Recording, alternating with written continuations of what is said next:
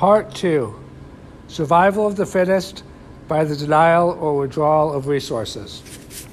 The content for this podcast comes from my book, Advanced Success Secrets. You get a free copy of each of my 8 bestsellers at alexhammerbooks.com.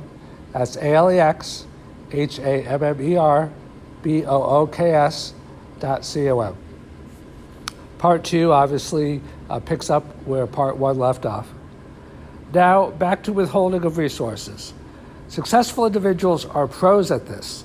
They're tough negotiators, and they have high self-esteem. It doesn't mean that they think they are better than you, but they think, without being arrogant, that they are pretty darn good. The successful know the sacrifices that they have made to be successful, and I'll be radically honest with you here. They know also that most people want shortcuts. Maybe it's human nature, and to take what the successful have worked hard for, but which others haven't earned. Don't hate your boss for having you work hard. It's a marketplace, and there are probably a lot of people who would like to have your job that you have. And if not, what does that say about you that you're still there? You can put up with a bad boss, quote, within parentheses, within reason. Don't let people go too far, end of parentheses. If you understand that life has put you in a certain circumstance to grow you, and you are committed to that growth. That is a lot different than playing a victim or a martyr, which is way too common. We let people mistreat us. We don't do anything really about it, but boy, do we like to complain. Put up with what you have to put up with to move your life forward, parentheses, but not more, end of parentheses, because all successful people do this. And in fact, successful people do it with a good attitude. Then watch how far you go. A few more words about withdrawal of resources. Life has both the carrot and the stick.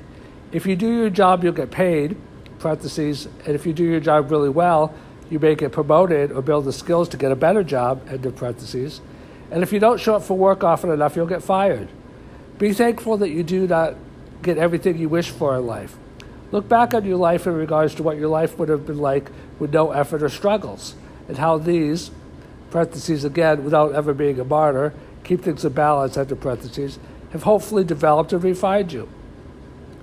Life kind of seems to know what it's doing. Don't blame others for what they are not giving. Be the type of person who can attract the things that you want from others and from life. Perhaps that is what is meant by the expression that you must, quote, you must be the change you wish to see in the world, end of quote. There is a famous, quote, entity, end of quote, entitled Abraham Hicks. Parentheses, for example, do a search on YouTube. Actually, Abraham refers to themselves as a collective, end of parentheses, who explains that experiencing what we do, not want, plants the seeds of desire for what we do want, and that by desiring what we do want and being focused and drawn into that more and more, we are manifesting or attracting it into our lives.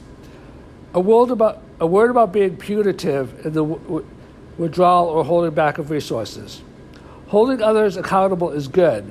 It respects you and it respects them. But being punitive with others goes beyond this. Accountability is win-win.